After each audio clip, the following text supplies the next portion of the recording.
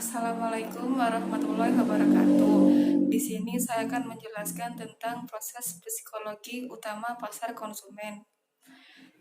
Yang pertama yaitu motivasi. Motivasi yaitu berasal dari kata motif, yaitu kebutuhan yang cukup mampu mendorong seseorang untuk bertindak. Teorinya itu dapat dibagi menjadi tiga. Yang pertama teori Freud, yang kedua Maslow, yang ketiga itu Harvard.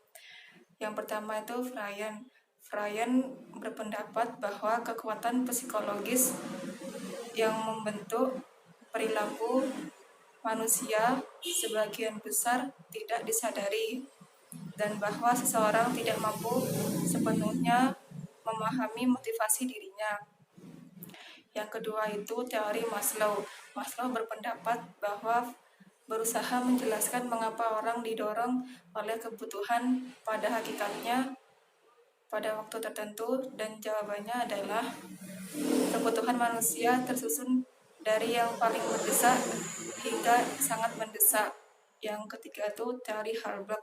Harvard berpendapat bahwa mengembangkan dua faktor itu hanya terdapat dalam kalimat ketidakpuasan dan kepuasan.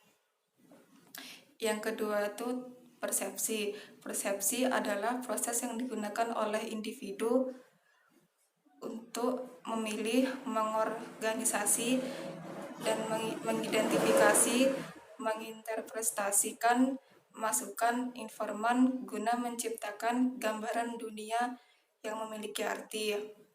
Yang ketiga yaitu pembelajaran. Pembelajaran adalah perubahan perilaku seseorang yang timbul dari pengalaman sebagian besar, seperti perilaku manusia yang berasal dari dorongan, tindakan, tanggapan, dan lain-lain.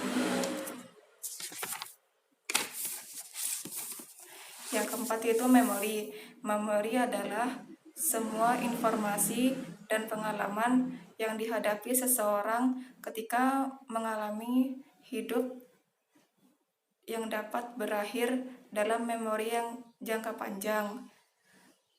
Para pelanggan atau beberapa orang konsisten dengan memori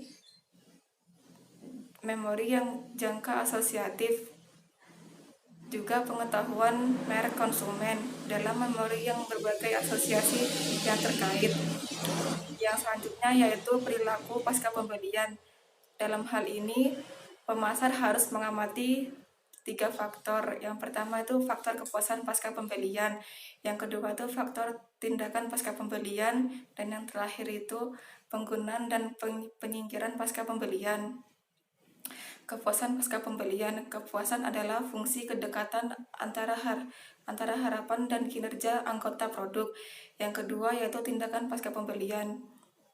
Jika konsumen merasa puas, maka ia akan menunjukkan kemungkinan yang lebih tinggi untuk membeli produk itu lagi. Yang terakhir yaitu penggunaan dan penyingkiran pasca pembelian. Maksudnya yaitu pemasar juga harus mengamati bagaimana pembeli menggunakan dan menyingkirkan suatu produk pendorong. Karena semakin cepat pembeli mengonsumsi sebuah produk, maka semakin cepat mereka kembali untuk membeli produk itu lagi. Sekian dari saya. Wassalamualaikum warahmatullahi wabarakatuh.